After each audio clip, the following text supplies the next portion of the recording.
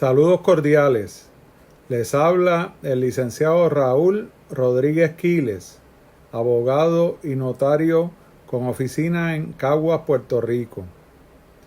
Ante la imposibilidad de muchas personas de salir de sus casas para recibir orientación legal o visitar a sus abogados o notarios de preferencia, presento la siguiente información sobre lo que es el testamento hológrafo, por el cual pueden atender su situación hasta que se normalice el aislamiento social.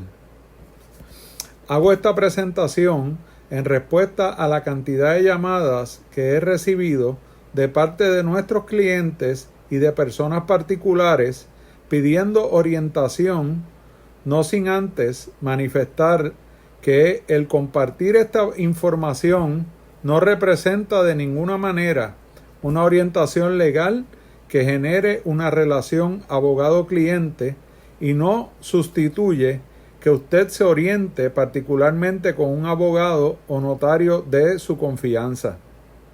En Puerto Rico existen dos formas legales para la disposición de bienes de una persona fallecida. Estas son la sucesión testada y la sucesión intestada. La sucesión intestada es la que establece la ley y que entra en vigor cuando la persona fallece si no hizo o no dispuso su voluntad mediante un testamento. La sucesión testada es cuando la persona, siendo capacitada, dispone su voluntad sobre sus bienes para luego de su fallecimiento en un documento que conocemos como testamento. Un testamento es un acto formal por el cual una persona dispone para después de su muerte de todo o parte de sus bienes. Vamos entonces a presentar unos rasgos generales a los testamentos que son reconocidos en Puerto Rico y luego entonces hablaremos con más detalle sobre lo que es el testamento hológrafo. ¿Quiénes pueden testar en Puerto Rico? Pueden testar toda aquella persona que la ley no le prohíba testar.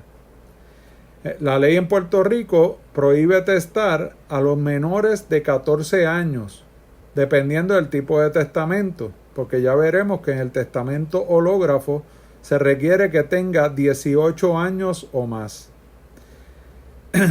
A aquella persona que habitual o accidentalmente se halle fuera de su juicio o que son declarados incapaces judicialmente. Todo testador se presume capacitado para testar, pero claro, siendo una presunción, esta se puede impugnar en un tribunal. Y lo que se tiene que demostrar es que al momento de otorgar el testamento la persona estaba incapaz de hacerlo.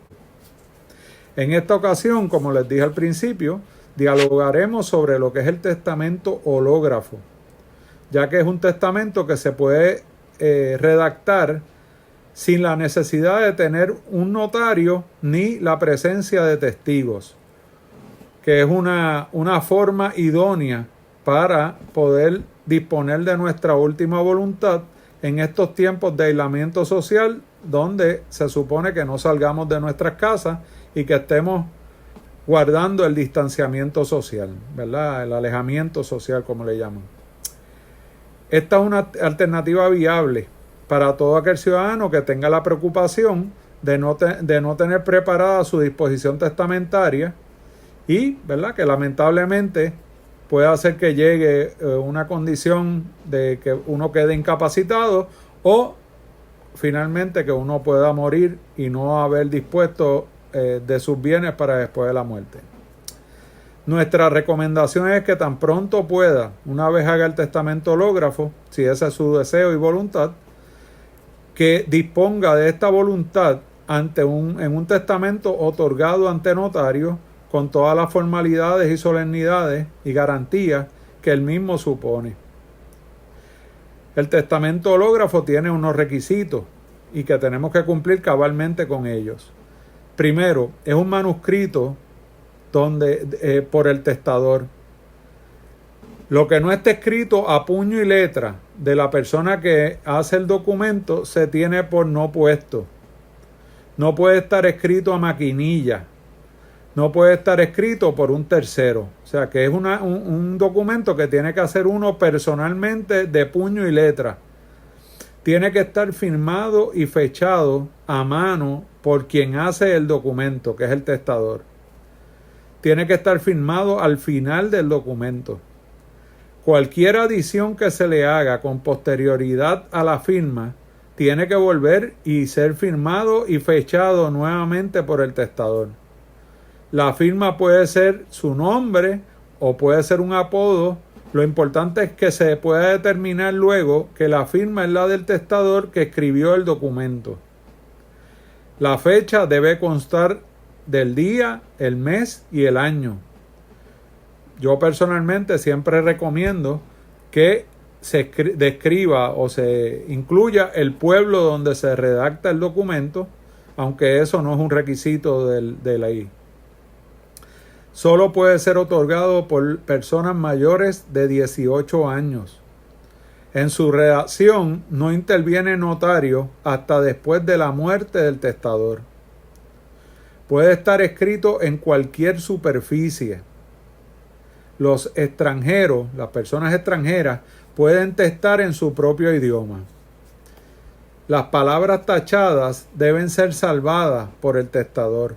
Y cuando decimos que deben ser salvadas por el testador, significa que se tacha y al lado de eso se va a firmar la tachadura.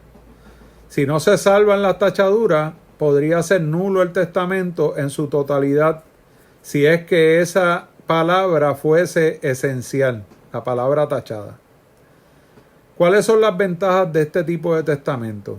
Pues un testamento sencillo y económico de otorgar. Se puede tardar todo el tiempo que usted quiera en otorgarlo. Garantiza confidencialidad. Es de fácil revocación. Si se hace uno y después los quiere destruir, pues lo destruye y hace otro. Puede ser otorgado en cualquier sitio del mundo, incluyendo en países en que esté prohibido, porque al fin y al cabo va a ser ejecutado en Puerto Rico, ¿verdad? Si esa es su condición. ¿Cuáles son las desventajas que presenta este tipo de testamento? Pues es de fácil destrucción, o es fácil atacar la sanidad mental del testador. Muchas veces no se encuentra el documento, por lo que el mismo no va a tener eficacia nunca, porque si no se encuentra, no existe. Se puede prestar para coacción. Una vez muere el testador, tiene que llevarse una gestión judicial que el testador no tiene garantía alguna de que se vaya a realizar. No hay garantía de fraude con el documento. No hay garantía de que el testamento aparezca a tiempo para hacer la gestión oficial. Y esa gestión oficial conlleva que se tiene que presentar al tribunal de donde vive, el último domicilio donde vivía la persona que hizo el documento, para su adveración, que es corroborar que es legítimo de la persona que lo redactó, y protocolización, que lo que quiere decir es que forme parte del protocolo de un notario que escogen los herederos o que designa el tribunal. La persona que tenga el documento en su poder tiene que presentarlo dentro de los 10 días que tuvo conocimiento de la muerte del testador, y si no lo hace podría responder en daños y perjuicios por los daños que causa la dilación, o dentro de los próximos 5 años. Ahí el tribunal va a corroborar la identidad por medio de 3 testigos que conozcan la letra y firma del testador y declaren no tener duda racional de que fue esta persona quien lo escribió y lo firmó. Para que el tribunal adquiera jurisdicción y no se anule el procedimiento, se tiene que citar personalmente, no por edicto, al cónyuge, si existe, a los descendientes y ascendentes legítimos del testador, y en defecto de esto, a sus hermanos. Esto tiene un doble propósito. Es aportar información sobre la letra y firma del testador ante un notario público. Luego, el tribunal ordena la protocolización con copia de todo el expediente del caso en el protocolo del notario que, como les dije ahorita, lo seleccionan los herederos o en su defecto el propio tribunal. Además de estos requisitos de forma del testamento hológrafo, existen otros aspectos legales que son importantes que se conozcan para que no se vaya a invalidar o a hacer inoficioso dicho documento. Uno es conocer la distribución del caudal en caso de los descendientes o de los ascendentes, cómo se distribuyen en uno y otro caso, y cuáles son las causas de desheredación existentes en Puerto Rico, que son parte de las inquietudes que muchas personas nos han expresado cuando nos hacen la llamada pidiendo la orientación. En Puerto Rico el orden de sucesión es el siguiente. Primero heredan los descendientes. Si no hay descendientes, vamos a los ascendentes. Si no hay ascendentes, hereda el cónyuge viudo. Si no, los colaterales preferentes, que son los hermanos, y los colaterales extendidos, que son la parentela, sobrinos y por ahí para. Si no hay ninguna de estas categorías, pues hereda el Estado Libre Asociado de Puerto Rico, el gobierno. Cuando la persona fallecida tiene descendientes, se divide el caudal en 3/3 para efecto del análisis de cuánto le corresponde a cada cual y si es válida dicha distribución. Estos tercios le llamamos la legítima estricta, la legítima de el tercio de mejora y el tercio de libre disposición. La legítima estricta es la parte que le corresponde a los herederos forzosos, o sea, a los hijos, como el mínimo que pueden heredar del caudal del testador. Si la persona fallecida le deja un legado, donación o hace alguna mejora a uno de sus descendientes, a la hora de realizar ese cálculo, se le computa al tercio de mejora. Este tercio de mejora solo aplica a los descendientes y no tiene que ser heredero forzoso. Esto es cuando, por ejemplo, se le da un legado o se hace una donación a los nietos, a los bisnietos, tataranietos o chornos. En el tercio de libre disposición, como dice el nombre, es donde el testador puede dejarle a cualquier persona, natural o jurídica, aparte de su caudal. Cuando la persona fallecida lo que deja son ascendentes, se divide el caudal en 2 mitades. Se dividen proporcionalmente entre el padre y la madre y la línea ascendente que cada uno de ellos representa, o sea, la línea paternal y la línea maternal, los abuelos, los bisabuelos, los tatarabuelos, etc. Es importante que en la eventualidad de que se quiera desheredar algún heredero, el testador conozca las causas y requisitos que establece el Código Civil de Puerto Rico para que dicha desheredación sea válida. Para mejor referencia sobre estas causas, le recomiendo que consulte el Código Civil de Puerto Rico en sus artículos del 773 al 778 específicamente. La desheredación solo podrá tener lugar por algunas de las causas que expresamente señala la ley y solo se puede hacer por testamento, expresando en el documento la causa legal en la que se funda. La prueba de ser cierta, la causa de desheredación, corresponderá a los herederos del testador si el que fue desheredado la negare. Causas legales para la desheredación por incapacidad, por indignidad. Lo establece el artículo 685 del Código Civil de Puerto Rico. Estas son personas que abandonen, prostituyan o atentan contra el pudor de un hijo o descendiente. son aquellos que atenten contra la vida del testador o su familia. Para esto debe existir sentencia de un tribunal. El que haya acusado calumniosamente al testador. Esta también requiere sentencia de un tribunal. El que conozca de la muerte violenta del testador y no informe a las autoridades, si aún éstas no han comenzado la investigación. La persona condenada por adulterio con el cónyuge del testador. En esta también debe existir sentencia del tribunal. Y el que evite, amenace, obligue a una persona a cambiar, modificar, hacer o deshacer un testamento. Causas específicas para la desheredación de hijos o descendientes. Primero, haber negado alimentos al testador o al ascendiente sin motivo legítimo. Haber maltratado de palabra o injuriado gravemente al testador.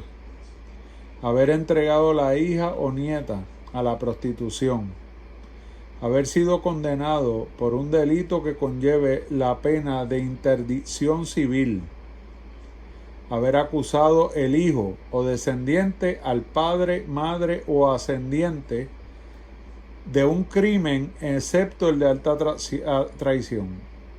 Haber negado el pago de fianza, estando preso y pudiendo el descendiente haberlo hecho. Haber contraído matrimonio sin permiso del testador por medio de la emancipación judicial. Haber sido negligente el descendiente en el cuidado del testador cuando éste estuvo enfermo. Las causas para desheredar a padres y ascendientes son los incisos 1, 2, 3, 5 y 6 de las causas por indignidad que expresa el artículo 685 del Código Civil. Haber perdido la patria potestad. Haber acusado al padre, madre o ascendiente, al descendiente de un crimen capital, excepto cuando eso fuese alta traición. Haber sido el padre, madre o ascendiente negligente en el cuidado del hijo cuando éste estuvo enfermo. Haber rehusado pagar fianza estando el descendiente preso, pudiendo haberlo hecho. Haber atentado un padre contra la vida del otro, en cuyo caso el hijo descendiente puede desheredar al que hubiese cometido tal atentado. Causas para desheredar a los cónyuges viudos. Los incisos 2, 3 y 6 de las causas por indignidad del artículo 685. Las causas que den lugar al divorcio, pero esto es preciso que no vivan los cónyuges bajo el mismo techo. Las que den lugar a la pérdida de la patria potestad. Haber atentado contra la vida del cónyuge testador si no hubiese mediado reconciliación entre ellos. Ahora les presento un modelo de lo que sería una cláusula de desheredación que diría, con relación a, y ahí va el nombre de la persona que se va a desheredar, que puede ser un descendiente, un ascendiente o el cónyuge viudo, como hemos dicho, quien es mi heredero o heredera por ser, y ahí hay que describir la relación de parentesco que tenga con usted, y a quien por este medio deseo desheredar por la siguiente razón. Ahí cuando hay que expresar una de las razones de las causas legales en la que se fundamenta la decisión suya para desheredar a la persona, y esta causa debe estar fundamentada preferiblemente con documentos. Como hemos visto, hay unas que requieren sentencias de un tribunal y siempre es recomendable tener la cita del caso y, si es posible, copia de esa sentencia. Eso sería beneficioso para cuando ya usted no esté y darle validez a esa declaración, a esa cláusula de desheredación. Con solo hacer un testamento hológrafo sencillo, pero con todos los requisitos de forma que hemos discutido, puede evitarle a sus herederos la necesidad de tener luego que hacer el proceso de una declaratoria de heredero. Ya sea que la haga ante un notario o ante un tribunal, ese proceso que le impone la ley, no existiendo testamento, supone una serie de trámites que muchas veces los herederos ignoran o sencillamente no los hacen, complicándose y encareciéndose para ello la realización posterior de dicho trámite. En ese sentido, muchas veces después no sacan el tiempo necesario y tienen que buscar documentos, tienen que buscar la certificación negativa de testamento, certificados de nacimiento, certificados de fallecimiento del que murió, si estaba casado, el certificado de matrimonio, el certificado de nacimiento de todos los hijos. Es un proceso que conlleva unos trámites que muchas veces la gente no saca el tiempo para hacer y luego pues se enfrentan con que no pueden heredar porque no han hecho dicho trámite. Todo eso usted lo puede hacer, lo puede adelantar haciendo un testamento y en este caso pues lo puede disponer así en su testamento hológrafo.